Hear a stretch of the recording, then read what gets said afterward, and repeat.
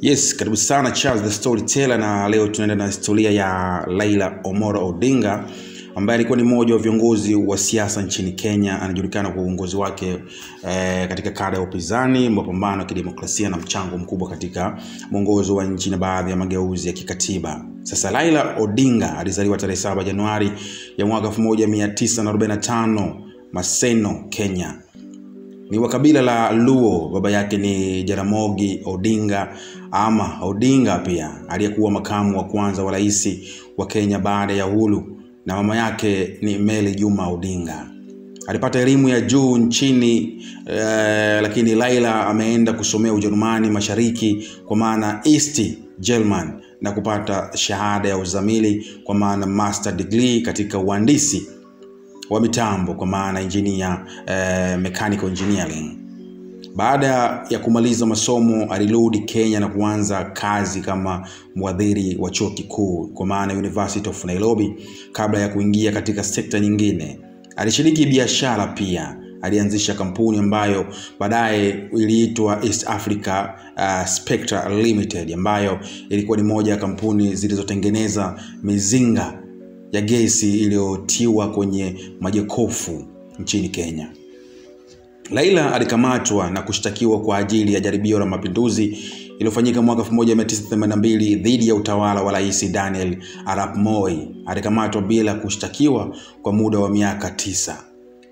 Baada ya kutolewa, alishiriki katika harakati dhidi ya utawala wa chama kimoja maana one party rule, akipigania uhuru wa siasa na uanzishwaji wa vyama vingi, multiple democracy. Mwaka 1991 ulipoanza mabadiliko ya kidemokrasia, Raila alikuwa ni mmoja wa viongozi wakuu wa harakati hizo, Second Liberation, zilizodai marekebisho ya katiba na utendaji wa serikali.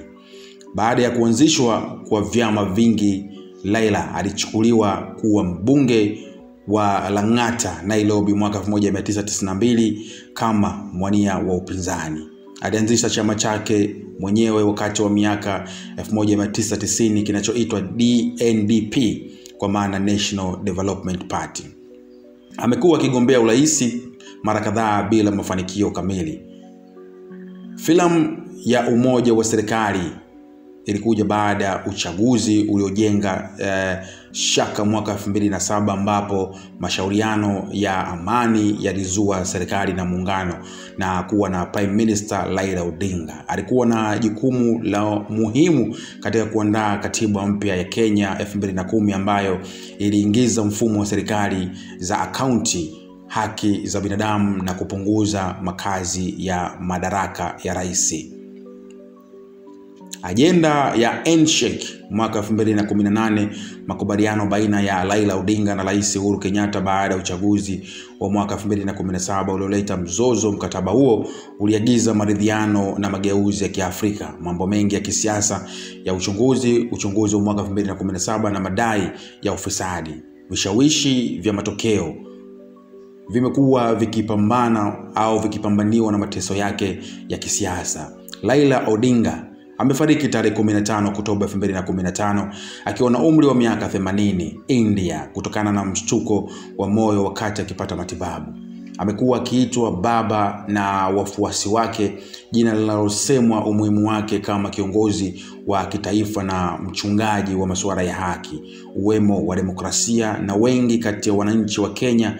Mojawapo ya urithi wake mkubwa ni tabia ya 2010 mfumo wa mageuzi uko naenda kwa jina la devolution na maagizo ya sasa ya haki na usawa, pamoja na matukio ya kuongezwa kwa uwezo wa mahakama na taasisi za kidemokrasia. Jina langu ni Charles the Storyteller na hii nimekuletea kuhusiana na Raila Odinga aliyekuwa Prime Minister wa Kenya. Wakenya wanasikitika sana kwa hicho ambacho kimetokea, hususan kwa kifo hichi cha kiongozi wao mkubwa ambacho kimetokea huko India. Raila amefariki akiwa na umri wa miaka 80 na amefariki tarehe 15 Oktoba 2025. Kama una lolote kitu kuhusiana na hili, basi shusha comment yako hapo chini ili tuangalie unamwelezeaje Raila Odinga kwa uongozi wake ambao ameufanya na vingi ambavyo amevifanya. Jina langu ni Charles the Storyteller.